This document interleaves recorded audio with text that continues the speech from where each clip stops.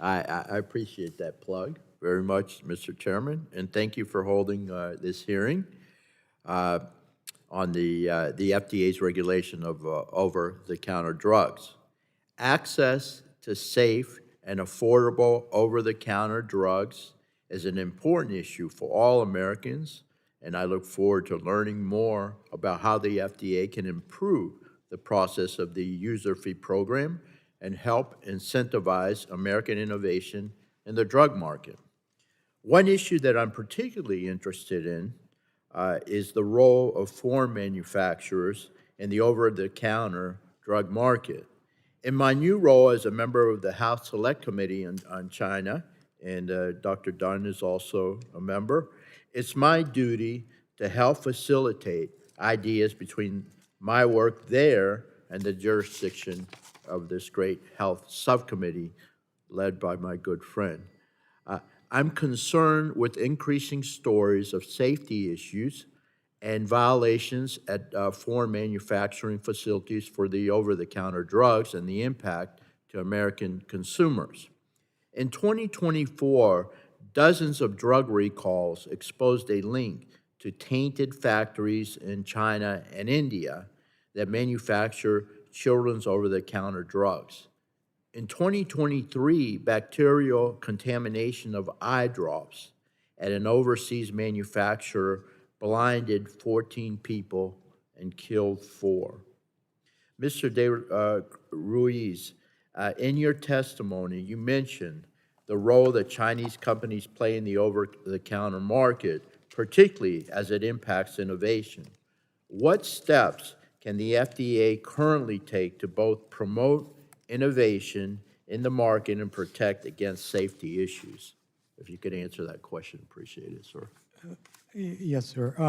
This is all related to the confidentiality provisions, which do not currently exist under the OTC monograph process because it's a public rulemaking. So any study data that is generated on behalf of a sponsor company supporting an ingredient will be publicly made available on the FDA docket, visible to anybody who wants it.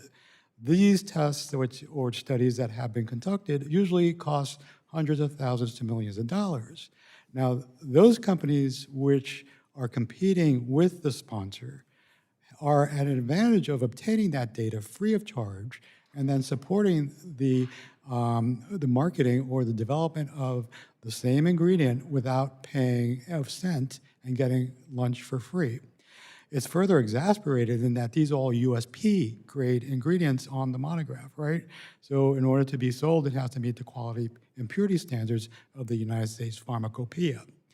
If there is only 18 months exclusivity for a sponsor who generates all these studies to get the ingredient approved by FDA on the monograph, after that 18 months, it becomes a generic drug subject to USP, and anybody can manufacture it. Having that data for free is unfair and presents a big problem in terms of innovation and return on investment, and is not supporting other companies from wanting to do this. So if we do not fix that, you'll have a system, but nobody's going to want to be in the system because there's no return on investment given the way it's currently set up. Thank you very much for that answer. Mr. Menzel, your testimony discusses the need for the FDA to improve the arrears process, the list of facilities that have not paid their user fees. Can you elaborate further on the arrears list and how addressing this would help provide additional transparency for consumers? Yeah, absolutely. So what the arrears list is, as mentioned, it's around 200 facilities that have not paid their user fee.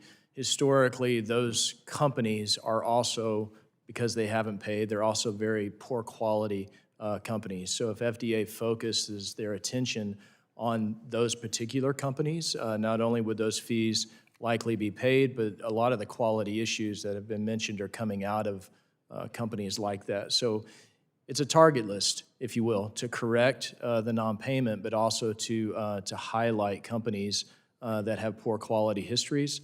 A simple publication of that arrears list would likely cause some of those companies to either pay and improve their quality or disclose what's going on with them. All right, thank you very much. Thank you, Mr. Chairman. I yield back.